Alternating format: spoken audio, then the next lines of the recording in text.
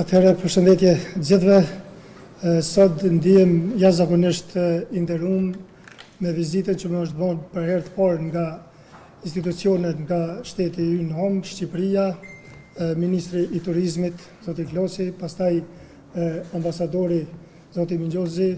kryetar bashkisë Shëngjinit, Vlorës, të gjithë këta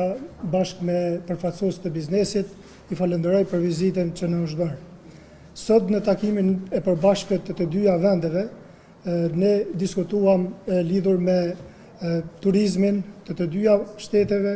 mundësitë e mirëbashkëpunimi më të mirë në të ardhmen. Sigurisht ne u dakorduam që në një të ardhme të afërt në fillim të korrikut të bëjmë hapjen sezonale të sezonës së verës, po ashtu u dakorduam që diku në fundi tetorit apo fillim nëntori të bëjmë hapjen e sezonit dimror këtu në Kosovë dhe pastaj të dyja palët u dakorduam që të krijojmë një platformë të përbashkët mbi pika turistike të dyja vendeve në shtetet evropiane. Ne jemi shumë mirënjohës shtetit shqiptar që vazhdimisht ka qenë pikë kryesore e vizitorëve qytetarëve të Kosovës, të cilët janë mirëpritur çdo herë ju është servuar çdo herë shërbimet për më të mirave, sepse tek e fundit ne jemi një komb. Vetë fakti që ne jemi një komb, ne kemi shumë kulturat përbashkëta, shumë traditat përbashkëta, andaj edhe të gjitha pikat turistike të dyja vendeve sigurisht që kanë një histori në vete, histori e cila i bashkon të dyja vendet. Unë nuk do të zgjatem shumë, do të jap hapësirë edhe miku tim, homologu tim. Faleminderit edhe një herë të gjithëve për vizitën. Shumë i nderuar sot, të isha një vizitë zyrtare në mikpritje të mikut edhe kolegut Vesel Krasniqi për të diskutuar mbi turizmin. Si një degë e re e ekonomisë në dy vendet tona, por si një promotor i jashtëzakonshëm i ekonomisë së shqiptarisë. Deti shqiptar është deti të gjithë shqiptarisë. Alpet janë përbashkët, bukuritë e trashëgimia jonë natyrore, kulturore, është e përbashkët. E si e tillë, do të jetë një ofertë e përbashkët turistike edhe në kohën e problematikave të pandemisë së koronavirus. Së bashku me kolegun Krasniqi, diskutuam për të pasur një ofertë përbashkët turistike, e cila t'i afrohet jo vetëm turizmit të ashtu quajtur patriotik, një turizm i cili nuk ka nevojë të promovohet, por ka nevojë vetëm të afrohet si mundësi për të realizuar një turizm suksesshëm edhe në vitin 2020, në vitin e krizës së madhe të turizmit, por një ofertë përbashkët turistike për vende të tjera, e sidomos për vendet e largëta, të cilët do duhet ta vizitojnë të gjithë zonën tonë si një paketë turistike. Me kolegët, përfaqësues të dy bashkive kryesore të vendit, Shëngjinit nëpërmjet Bashkisë Lezhës dhe gjithë Rivierës nëpërmjet kryetarit të Bashkisë Vlorës, ne do donim të ftonim të gjithë qytetarët e Kosovës të vazhdojnë të jenë turistët më të mirë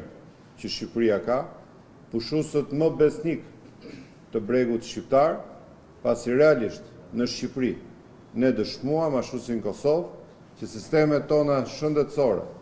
ja dolën të përballojnë problematikat e koronavirusit dhe të kenë mundësinë të garantojnë një sezon turistik të qetë nga pikpamja e mbrojtjes së jetës qytetarëve. Por padyshim, rregullat do të zbatohen me rigorozitet dhe kushtet e ruajtjes së distancimit social edhe mundësive për të larguar infektimin e pushuesve dhe qytetarëve do të jenë shumë strikte në të dy anët e bjeshkut. Me kolegun dhe ministrin ne diskutuam për sa i përket problematikave normale që ka sezoni turistik, që vinë që nga lehtësirat, që do të jenë në pikat doganore për kalimin e shpejtë dhe qarkullimin e kollajshëm të turistave, Problematika që ne i kemi shqetësuese në të dy anët e bjeshkëve, për sa i përket pastërtisë edhe organizimit të aksioneve të përbashkëta për të siguruar një sezon të pastër dhe sidomos në rrugët ku kalojnë turistët e shumë, dhe natyrisht në kuadër të detyrimeve që kanë vendet pritse, dhe kemi mundësinë e garantimit të një sistemi shëndetësor të mirë organizuar dhe të ndërtuar në përputhje të plot edhe në problematikat e sezonit vitit 2020. Pra të nderuar kolegë të mediave, unë do doja t'ju falenderoja që të gjithëve juve për një aleancë të madhe të përbashkët që kanë mediat sot në Shqipëri dhe në Kosovë, jam shumë i informuar për këtë aleancë, për të promovuar turizmin patriotik, për të afruar një numër kaq të madh thesaresh të pazbuluar të turizmit në vendet tona, të cilat në çdo qytet të Shqipërisë e Kosovës mund të shndrohen në një destinacion të jashtëzakonshëm turistik. Ne kemi nevojë që të promovojmë lëvizjen e brendshme, e të njohim shumë më tepër bukuritë dhe investimet e mëdha që kemi në destinacionet tona turistike. Po ashtu, në kuadër të politikave institucionale të të dy ministrive tonë, dhe duhet të bëjë një plan afatgjatë për lëvizjen e shumë të nxënësve të shkollave, brezit të ri, fëmijëve, të rinjve, të organizuar për të vizituar më shumë Krujën, Beratin, Lezhën, Shkodrën, por po ashtu dhe Prizrenin, Prishtinën, Brezovicën, për të njohur shumë më tepër trashëgiminë tonë kulturore dhe trashëgiminë tonë historike. Prandaj, shumë faleminderit edhe një herë për çdo emision që ju keni bërë, për çdo interesim për turizmin në Shqipëri dhe në Kosovë, dhe ju garantoj që besoj dhe në emër të kryetarëve të bashkive, jeni të mirë pritur për të evidentuar çdo problematik dhe jeni shumë mirë pritur për të evidentuar çdo kritik që keni për sezonin turistik që ne të kemi mundësinë të përmirësojmë standardet, cilësinë edhe shërbimin karshi njerëzve të thjeshtë dhe të zakonshëm të vendeve tona. Shumë faleminderit.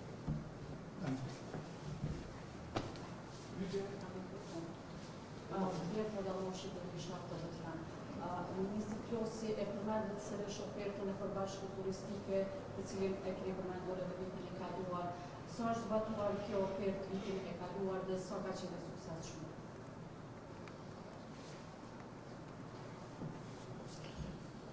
Shumë faleminderit për pyetjen dhe për ndjekjen e problematikave, por besoj jemi dëshmitar të ndërtimeve të destinacioneve të tëra në Shqipëri, në Velipojnë, Shëngjin, Durrës, tashmë në jug, të ndërtuar nga kjo ofertë e përbashkët turistike. Me Ministrin Krasniqi, por dhe me kolegët paraardhës tim me cilët kemi bashkëpunuar në mënyrë të shkëlqyer në këtë kohë, jemi përpjekur gjithmonë të facilitojmë punën e madhe që bëjnë operatorët turistik për të pasur këto ofertë përbashkët e për të afruar gjithmonë më shumë. Dhe fakti që ka kaq shumë lëvizje, kaq shumë biznes dhe kaq shumë le të themi furnizim të këtij tregu turistik me turistë të vendeve tona dëshmon që kjo ka qenë një politikë e drejtë. Padyshim në Shqipëri numri më i rëndësishëm i pasaportave të huaja që hynë në kufirin ton shnohet me qytetarët e Kosovës, të cilët përbëjnë 35% të numrit pasaportave të huaja që hynë gjatë një viti në Shqipëri. Mbi 2.200.000 pasaporta të Kosovës janë regjistruar në kufin shqiptar gjatë vitit 2019. Natyrisht 2020 ka qenë një vit me problematika, por prapë them që nëse turizmi në Shqipëri do të jetë një turizëm mbi jetesë, një turizëm i cili në vitin 2020 do të rikuperojë veten aq sa të mundet, do të jetë fal besnikërisë të pushuesve të Kosovës, fal besnikërisë të qytetarëve të Kosovës, por natyrisht dhe diasporës edhe të emigracionit, për të kaluar pushimet në vendet tona dhe për të vazhduar të furnizuar një turizëm që tashmë, siç ju e keni të evidentuar, ka bërë investimet të jashtëzakonshme. Investimet private, investorët privat në Shëngjin, në Velipoj, në Durrës, në Vlorë, në Saranë, në Berat, në Krujë, në Valbon, në kudo në Shqipëri, janë bërë fal një besnikërie të pushuesve kosovar dhe një ndihmëse të madhe që këta pushues kanë realizuar. Urdhëro.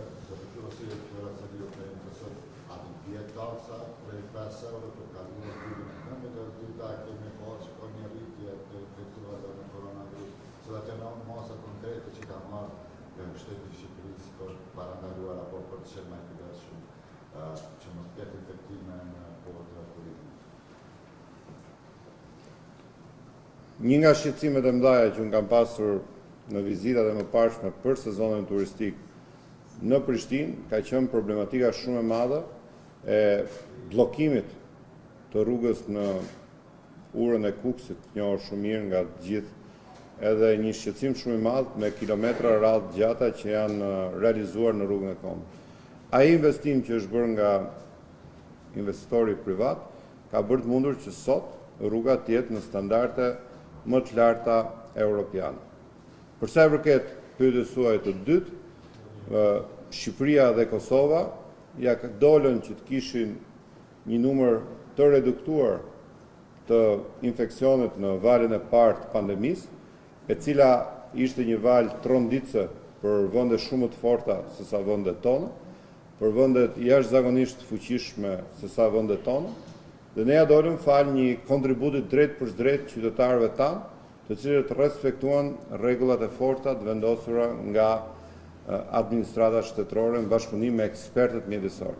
Për sa i përket momentit tanishëm, hapja do ta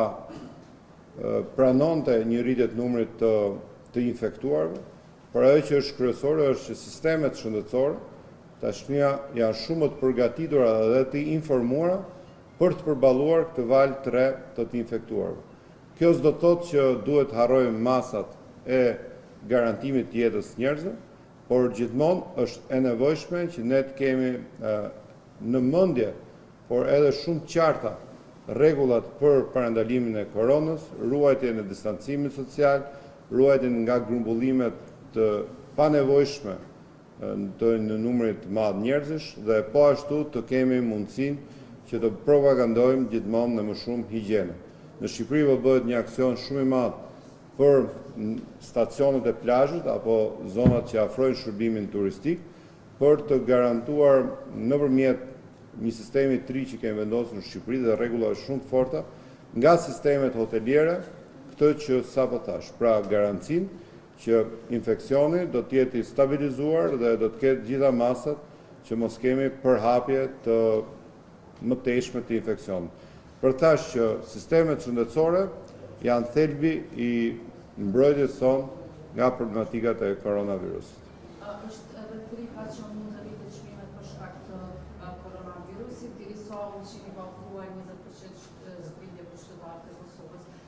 Sa ka punuar Shqipëria në këtë drejtim që të mos lejojë qytetarët e Kosovës të vazhdojnë në maltëzi për të ndalur në Shqipëri? Dhe pyetja e dytë, nuk e di se për kryetarin e bashkisë ose për juve, ku do të rregullohet rruga për në Zvernec? Tani është një pyetje e para të paktën që ka të bëjë me problematikën e çmimeve. Besoj që e kemi të qartë që ky është një biznes 100% privat dhe nuk është një biznes i menaxhuar nga të dy qeveritë, por po ashtu është i qartë që jemi në kushtet e mbijetesës dhe në kushtet e një reduktimi shumë të madh të kërkesës. Pra do të kemi numër të reduktuar të vizitorëve, të pushuesve dhe si e tillë nuk ka shans që të ketë rritje të çmimeve. Do të kemi ulje të çmimeve dhe në të dyja bashkitë, kryetarët janë prezent, mund të përgjigjen vetë, por kudo oferta është shumë e lirë se sa vitet e tjera sepse në mungesë të kërkesës do oferta do të bjerë. Për sa i përket infrastrukturës, sot është një ditë e veçantë. Në Shqipëri fillon projekti për hapjen e tunelit Llogaras, edhe për afrimin shumë më tepër të gjithë rivjerës sonë të jugut, që do të jetë një destinacion i ri edhe natyrisht edhe ditor për Kosovën, por siç besoj e keni ndjekur, një politikë të madhe të qeverisë së Edi Ramës për të investuar në përmirësimin e infrastrukturës kudo në Shqipëri për të pasur një ofertë shumë të mirë turistike. Megjithatë, kolegu. Atëherë, përshëndetje të gjithëve, unë falenderoj Ministrin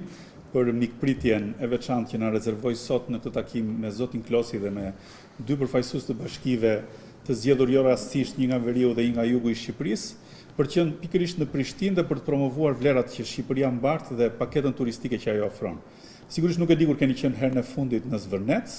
nëse keni qenë para pak kohësh, një nga investimet e fundit që ka mbaruar ka qenë pjesa e Unazës për të shkuar deri aty, ndërkohë që ne jemi në një konsult për përmirësim të infrastrukturës në një segment rrugor që është jo më pak se 150 metra i gjatë, ndërkohë që pjesa tjetër është e gjitha në rregull. Megjithatë, projekti i ri do të bëjë që nga zona e Skelës deri në zonën e Zvërnecit të vazhdojë një projekt rrugë me të njëjtat standarde si ai që kemi. Është një rrugë nacionale dhe prandaj ne jemi në konsult me Ministrinë e Infrastrukturës dhe Energjisë dhe kemi premtimin e Ministres së Infrastrukturës Zonjës Balluku për të ndërtuar me të njëjtat standarde pjesën tjetër të mbetur të rrugës për të shkuar deri në Zvërnec me një rrugë dinjitoze me korsi bicikletash dhe me një të ndriçuar ashtu siç është standardi i pjesës tjetër të rrugës. Ndërkohë që ka qenë një nga kërkesat e Costa Crociere, një nga gjigantët botëror të turizmit, të cilët kanë parapëlqyer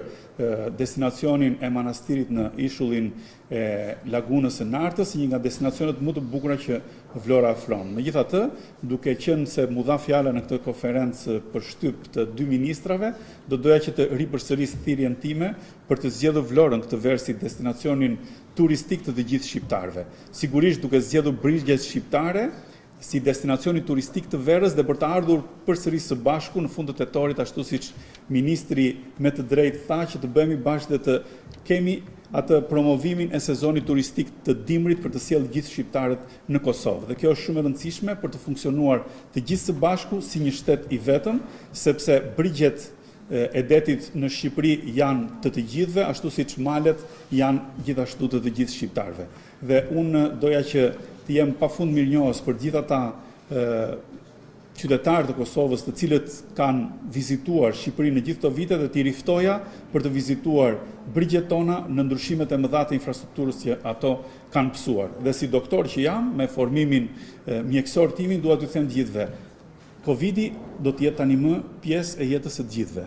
Por ashtu siç shikoj djemë dhe vajza në rrugët e Prishtinës, në rrugët e Prizrenit që shëtisin dhe bëjnë një jetë normale duke u ruajtur dhe duke respektuar standardet, pse mos ta bëjmë këtë në rrugët e Vlorës, në rrugët e Durrësit, në rrugët e Shëngjinit apo të Tiranës, aty ku mund të bëjmë dhe turizëm dhe të përshëndesim njëri tjetrin. Unë do doja shumë që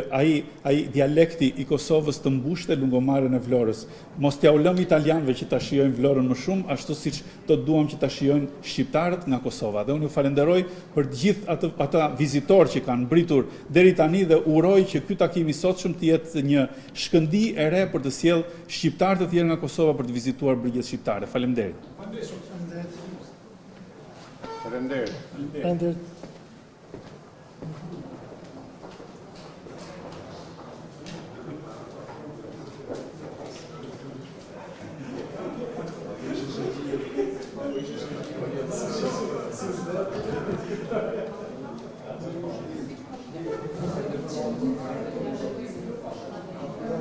Social